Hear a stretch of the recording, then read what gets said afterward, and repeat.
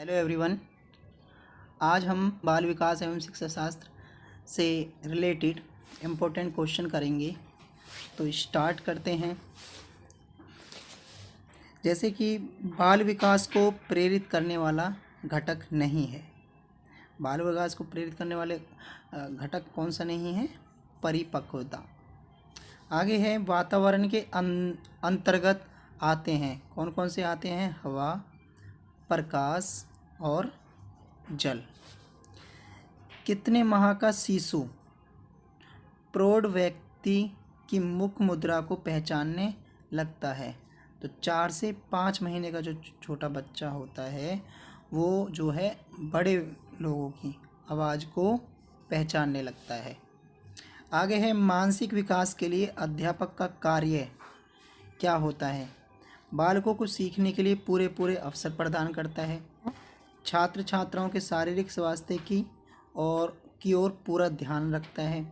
व्यक्तिगत भेदों की ओर ध्यान देते हुए उनके लिए समुचित वातावरण की व्यवस्था भी करता है। अब आ जाते हैं हमारा शैशवावस्था।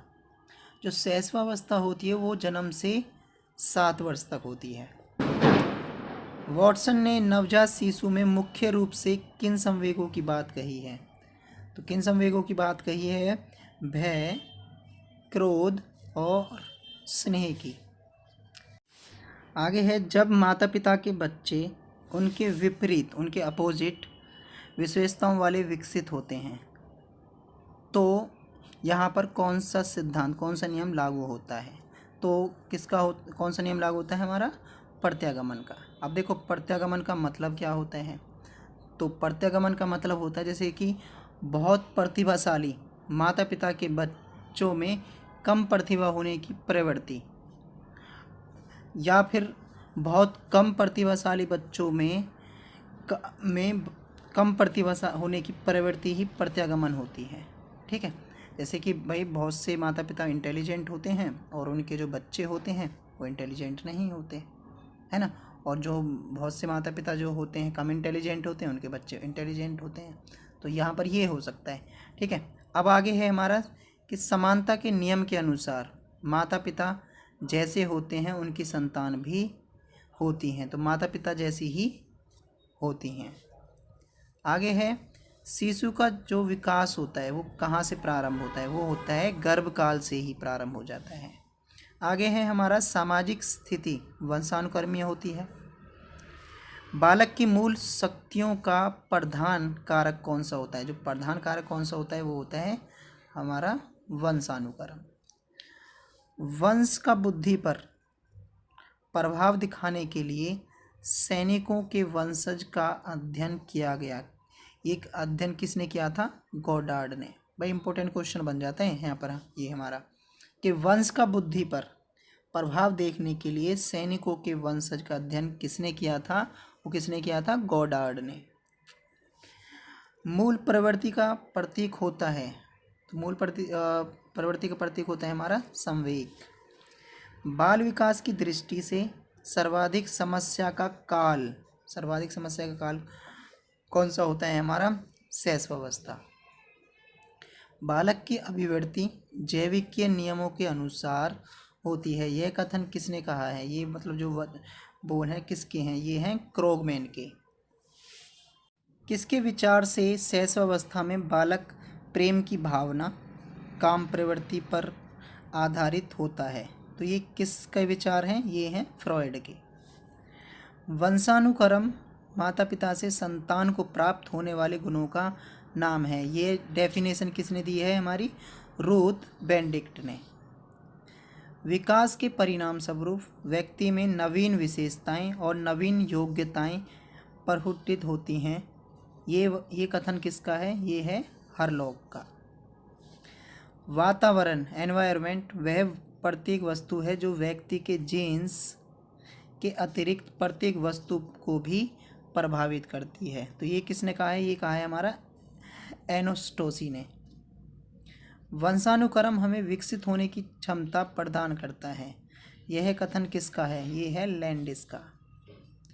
जीवन की प्रत्येक घटना का वंशानुक्रम एवं वातावरण से किस विद्वान ने संबंध किया है?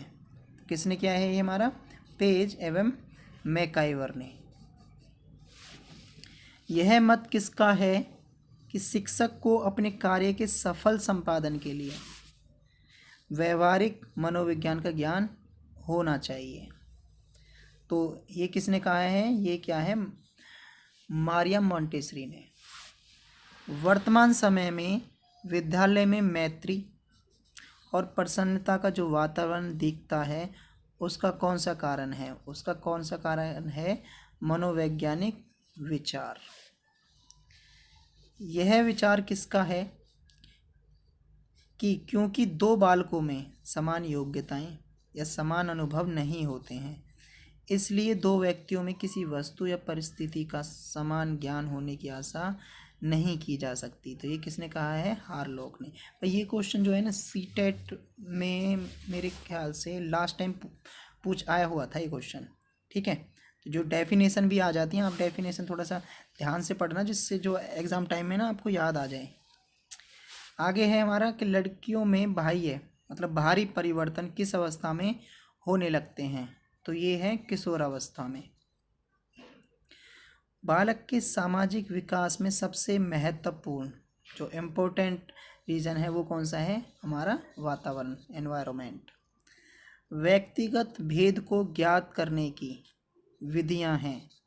नंबर 1 है बुद्धि परीक्षण, दूसरा है व्यक्तिगत इतिहास विधि और तीसरा है रुचि परीक्षण। बालक से यह कहना घर गंदा मत करो कैसा निर्देश है? निषेधात्मक। कैसा निर्देश है? निषेधात्मक। बालक के दो भाग कौन कौन से हैं? पहला है पूर्व बाल्यावस्था तथा दूसरा है उत्तर बाल्यावस्था। 7 वर्ष की आयु में पहुँचते पहुँचते एक सामान्य बालक का जो शब्द भंडार है डिक्शनरी कितना हो जाता है? लगभग 6000 शब्द हो जाते हैं। संकल्प व्यक्ति के कितने अंग होते हैं? कितने अंग होते हैं? 3। आगे है हमारा बालक के सामाजिकरण का प्राथमिक नंबर 1 जो घटक है वो कौन सा है? क्रीड़ा स्थल। बालक के चारित्रिक विकास के लेवल कौन कौन से हैं? नंबर 1 है मूल प्रवृत्त्यात्मक, दूसरा है पुरस्कार व दंड और तीसरा है सामाजिकता। उत्तर बाल्यकाल का समय कब होता है? ये होता है हमारा 6 से 12 वर्ष तक। बालक की शक्ति का वह अंश जो किसी काम में नहीं आता है वह खेलों के माध्यम से बाहर निकाल दिया जाता है। यह तथ्य का कौन सा सिद्धांत कहता है? ये कहता है हमारा अतिरिक्त शक्ति का सिद्धांत। भाषा विकास के विभिन्न अंग होते हैं। अक्षर ज्ञान, सुनकर भाषा समझना, ध्वनि पैदा करके भाषा बोलना। आगे है हमारा कि स्टर्न के अनुसार खेल क्या है? खेल एक ऐच्छिक आत्मनियंत्रित क्रिया है। संवेगात्मक स्थिरता का लक्षण कौन सा है? भीरू। अभिप्रेरणा का महत्व है रुचि के विकास में, चारित्रिक निर्माण में, ध्यान केंद्रित करने में।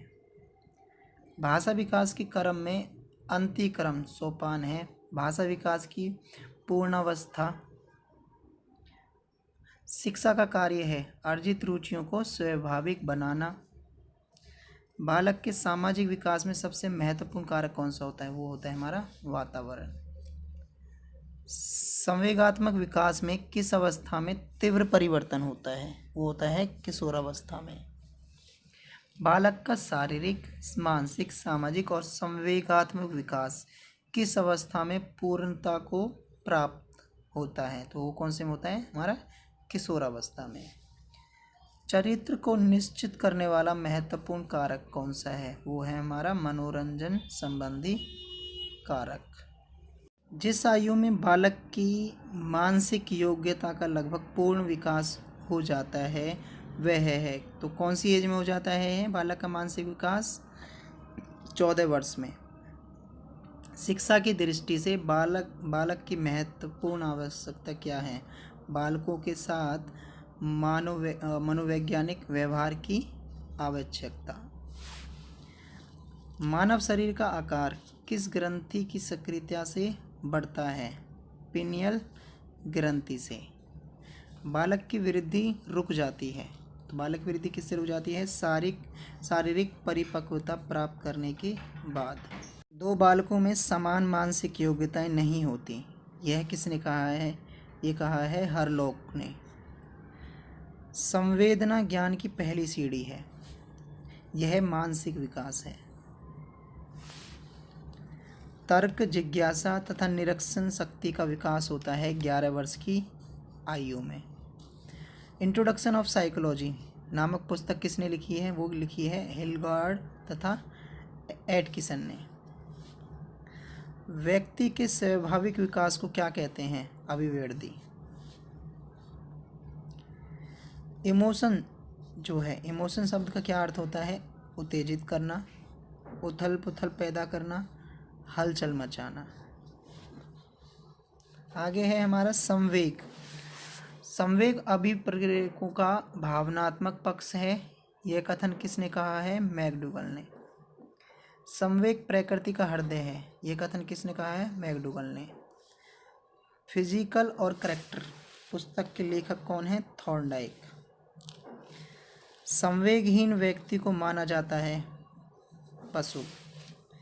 सत्य तथा तथ्यों की दृष्टि से उत्तम प्रतिक्रिया का बल ही बुद्धि है। बुद्धि की यह परिभाषा किसने दी है? थॉर्नडाइक ने। सांवेगिक स्थिरता में किस वस्तु के प्रति निर्वेद अधिगम को बढ़ाते हैं?